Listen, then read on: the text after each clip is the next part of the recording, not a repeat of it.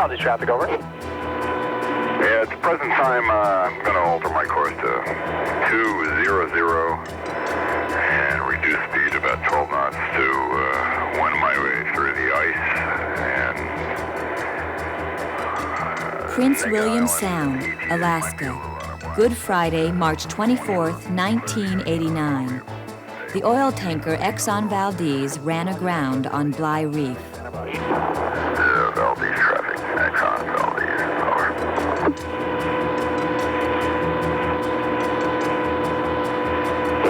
Exxon Valdez, Valdez traffic. Yeah, it's Valdez back.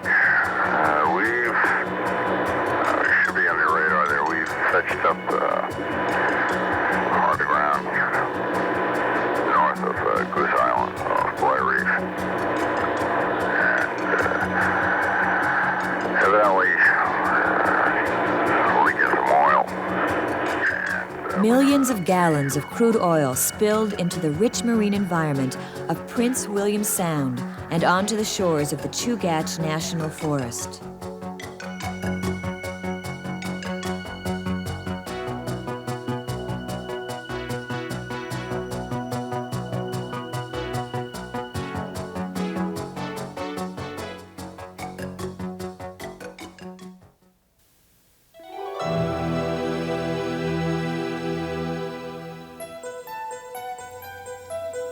Prince William Sound lies in the heart of the Chugach National Forest, the northernmost forest in the United States.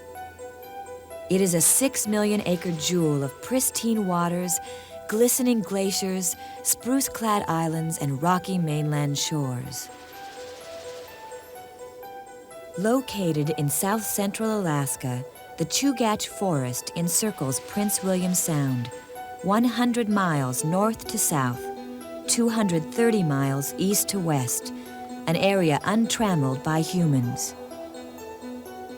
It is managed as part of the National Forest System for many uses, including wilderness values, recreation, fish and wildlife habitat, and timber and other resource development.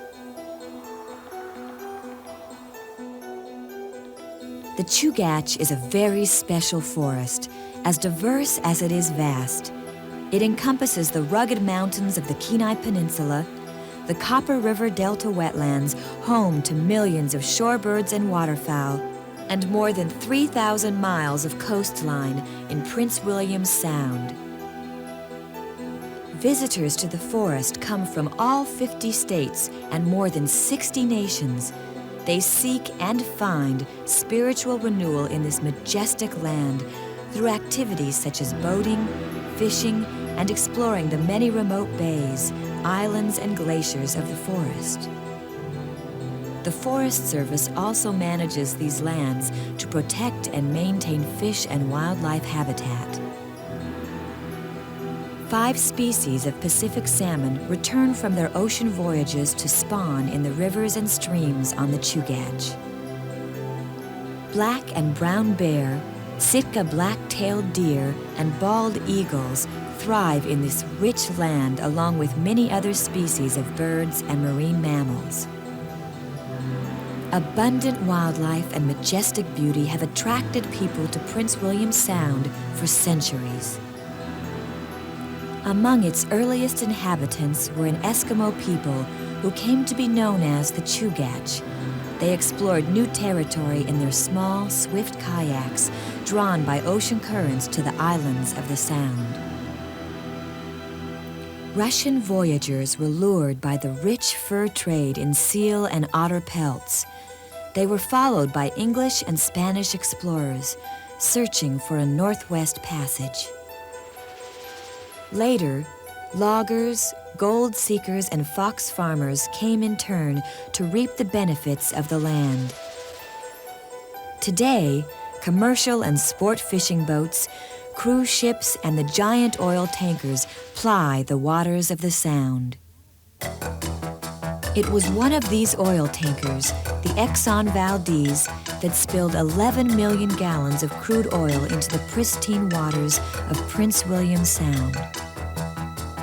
As the tanker sailed outside the normal shipping lane, it struck Bligh Reef.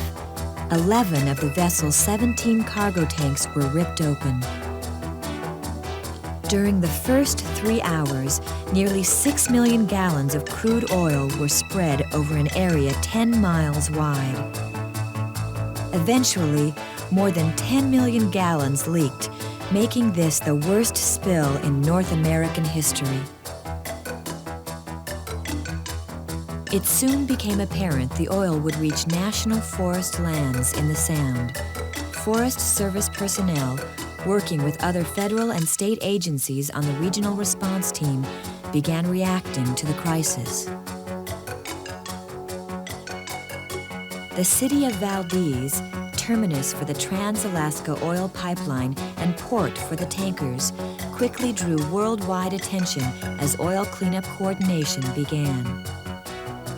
The population of Valdez, normally about 4,000, swelled as workers, experts, and media came from around the world to observe and participate in events. Resource specialists, wildlife and fisheries biologists, and archaeologists immediately responded to the emergency. They began by identifying critical habitat areas and cultural sites to be protected. Local fishermen went into action, spreading booms to protect sensitive bays, streams, and fish hatcheries from oil contamination. Forest Service District Ranger John Knorr coordinated with Exxon, the Coast Guard, and the state of Alaska during the development and implementation of a cleanup plan. It was early on in the oil spill incident that we were called, because it is national forest land and immediate needs for locating radio systems. Refueling sites were important in this very remote part of Prince William Sound. And so we were called very quickly to help expedite necessary permits and approvals for the use of public land for this incident. The Forest Service continually reviewed and issued permits for many uses of national forest lands, such as the deployment of emergency satellite communications systems. We became one of many interdisciplinary players, if you will, very many different specialties of scientists, biologists, archaeologists, weather specialists, a whole host of different professional people were brought to bear to try to logistically support the cleanup so that no additional adverse effects would occur as a result of cleaning up the oil. The uncontained oil spread widely, affecting many popular recreation areas and leaving dead and heavily oiled shorebirds, otters, and other wildlife in its wake. One of our research divisions, and Dean Davidson, a soil scientist, flew to Green Island to observe early effects of the oil pollution on the ecosystem of the island. During that trip then, we took a helicopter and we flew out over Eleanor, Naked Islands, northern end of Knight Island, areas that had been reported to have been affected by the oil spill. And then we went on to Green Island and Montague Island and some of the other smaller places there. And what we found when we were on the island was an area or a strip around the shoreline that ranged from anywhere from 50 to 75 feet wide that had been covered with this kind of a thick, black, oily film, anywhere from 25 to 75% of the entire area, or at least over that much of the area. Exxon hired an army of workers to begin cleanup of beaches and shorelines.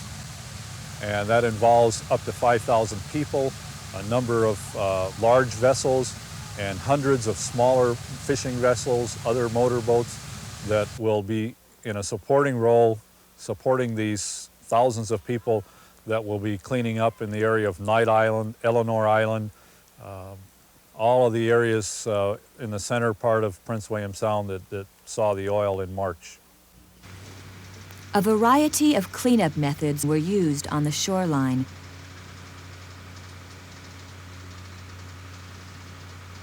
While booms and skimmer ships were used on the water. However, much of the oil escaped and fouled the coastline in many areas as it moved along the southern coast of Alaska, eventually impacting more than 700 miles. Archaeologist John Matson assisted in developing measures to protect any significant historic or prehistoric sites on the Chugach National Forest. But I'm convinced that at one time the Chugach Eskimo that now occupy Prince William Sound, or parts of it, and the Eyak Indian community, which is actually on the fringe of Prince William Sound and originally extended to the eastward along the coast, both had a very rich cultural heritage. But because of the inclement climatic conditions that we have here and the lack of scientific exploration and collecting in the area by museums and ethnographers in the early days, few of their artifacts and cultural items, artwork, have come down to us to recent day. And some of the things that may be discovered in these caves and rock shelters out there may raise our inventory and appreciation of the native culture out there beyond what we appreciate today. Many people were needed to assist the management of shoreline cleanup. Biologist Donnelly Hill came to the Chugach from North Carolina to lend his expertise. I work primarily off the Tongass Ranger and the Ocean Ranger boats, part of a RAT team, Resource Advisory Team. Our primary mission is to advise on methods that will allow for the most environmentally sound restoration of the affected shoreline areas. In addition to occasional inspections of areas that are planned for cleanup so that we can advise on any special precautions necessary relative to salmon streams or whether or not contaminated fucus, popweed, rockweed, the vegetation in the intertidal area should be removed.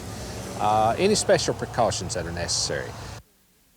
The Tongass Ranger, a 32-foot working vessel commissioned in 1959 for use in southeast Alaska, made its first crossing of the Gulf of Alaska to serve as a floating home for Forest Service inspectors. As the operation gained momentum, public affairs officers tracked and reported the location and direction of the oil slick and the progress of boom deployment. They also assured the public that vast areas of the Sound were unaffected and still available for recreation. We'll be trying to provide updated information on a regular basis to our offices in Anchorage, in our 3 district offices at Seward, Girdwood, and Cordova, and Valdez, where we'll be until the oil is totally cleaned up from the shoreline. Much of Prince William Sound from the Whittier side and from Cordova, the nearest those communities, people will still continue to enjoy the benefits of the shoreline and the upland forest environment that they have before the spill occurred. So those areas are still as they were, and we want people to understand that there's still a lot of these areas within reach of those 2 communities that were as they were prior to March 24th. Effects of this tragedy could take many years to measure and evaluate. Forest Service personnel and other scientists from state and federal agencies are designing studies covering a range of resources. Some of these studies may take years. Well, in my opinion, the more dramatic effects of the oil spill that have been observed may very well prove to be the least that we will finally observe. I think that so much of the productivity of Prince William Sound is tied up in the intertidal zones, and so many of these intertidal zones have been so badly damaged. I think you'll begin to see subtle secondary impacts in terms of the ability of the system to sustain the level of production of fish and marine mammals that it ordinarily could. So I think rather than a direct mortality effect, we may begin to see the effect of a loss of productivity associated with damage to these intertidal areas.